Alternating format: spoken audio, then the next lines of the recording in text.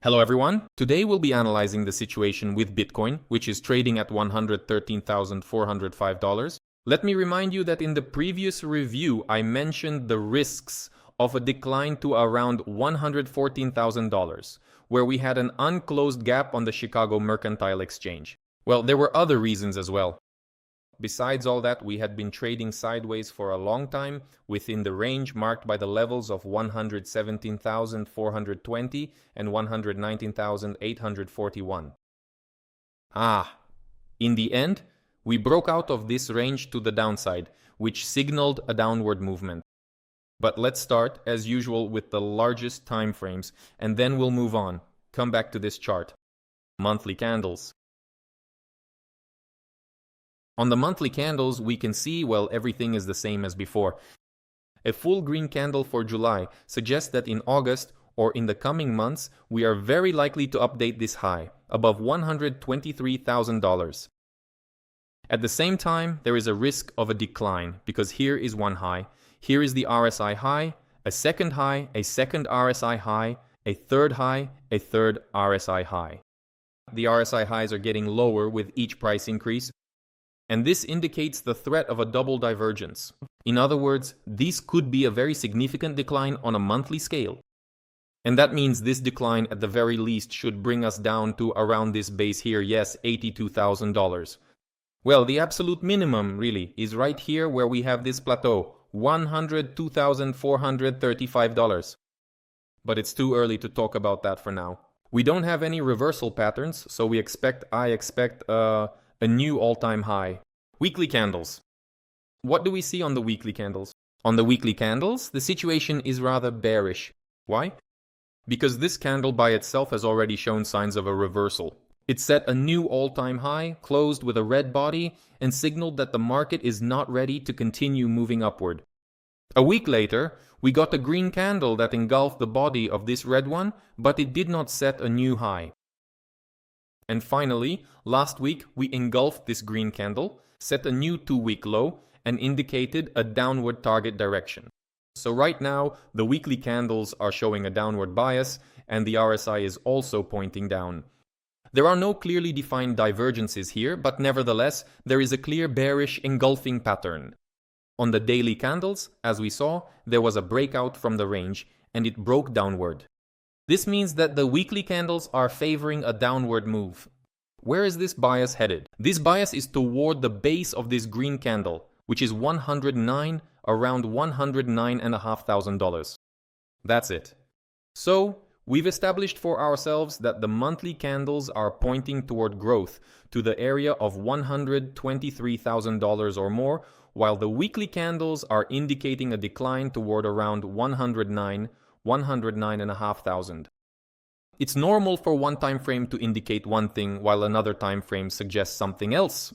Because there are 4 weeks in a month, we could drop down here in a week or two, and by the end of the month or the start of the next month, reach a new all-time high.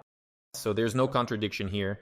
Moreover, the situation can also change on the monthly candles if the weekly ones show active movement downward. Now, let's move on to the daily time frame. And here the situation is quite interesting as well. But let me bring back my markup right away because we'll need it here. So, take a look. Well, first of all, as we've already mentioned, we broke out of the range, moved downward, closed the gap on the Chicago Mercantile Exchange, and in this way, it seems that the basic targets have been met. Moreover, we reached the 50-day moving average, bounced off it, and engulfed the bearish candle, which indicates that on August 3rd, the market reversed upward at this point. In other words, this decline reversed. But today we engulfed yesterday's green candle, and this already suggests a reversal in the opposite direction. However, things aren't so clear-cut here. First of all, we don't know how today's daily candle will close. It could still end up closing green. Look, it's already 113,600. Secondly, let's put it this way. No decline ever happens just by falling vertically, falling and falling.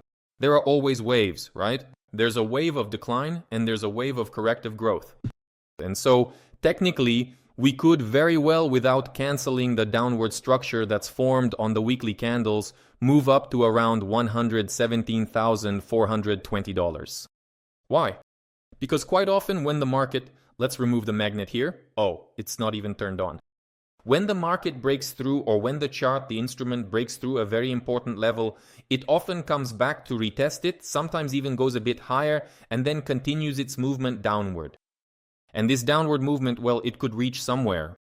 Now let me tell you where it could go. But I want to emphasize that Bitcoin could very well go down to the area of 117,000, 117,300 or $400, and this does not contradict the bearish pattern on the weekly time frame.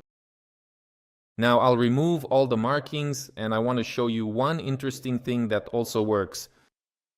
So take a look at the green 50-day moving average.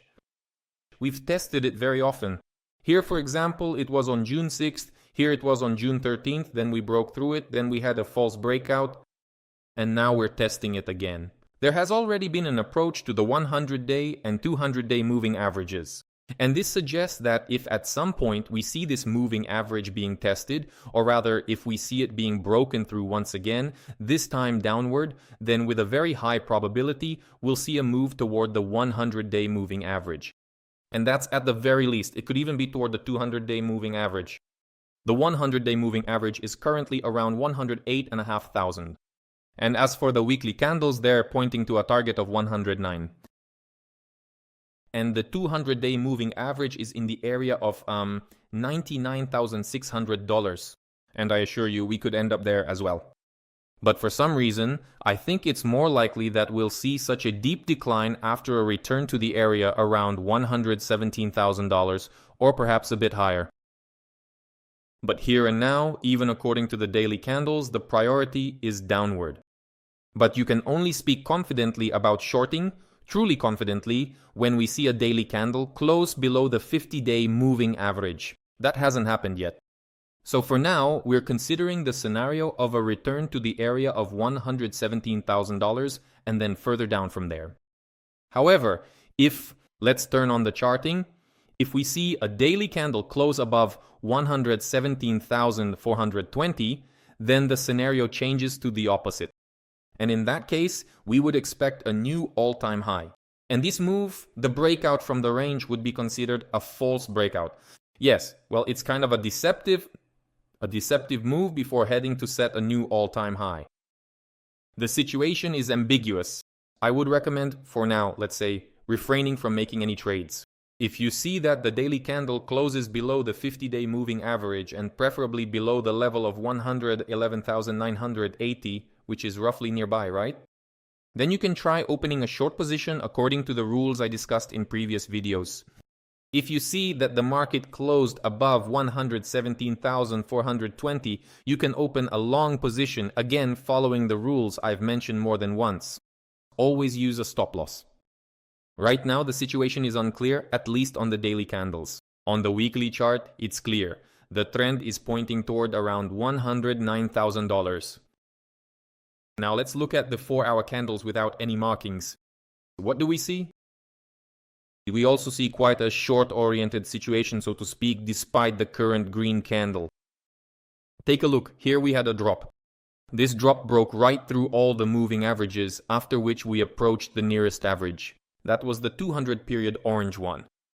And after that, the decline continued. Accordingly, right now we might see a correction somewhere around $114,000. That is to the middle of this red candle here, and then a further move down with a target level of $109,000.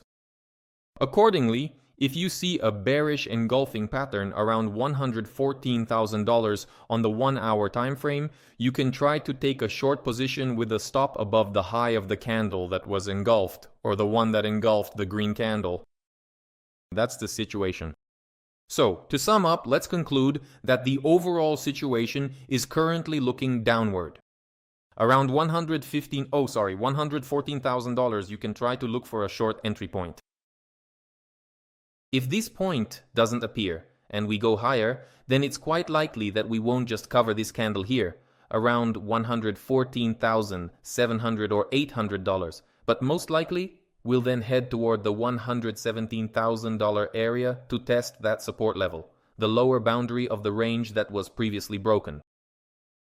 The target for a decline from the perspective of the weekly candles is $109,000, but we are still waiting for the entry point. That's where we'll end the video. Subscribe, leave a like or dislike, and share your comments. Well, see you next time. Goodbye.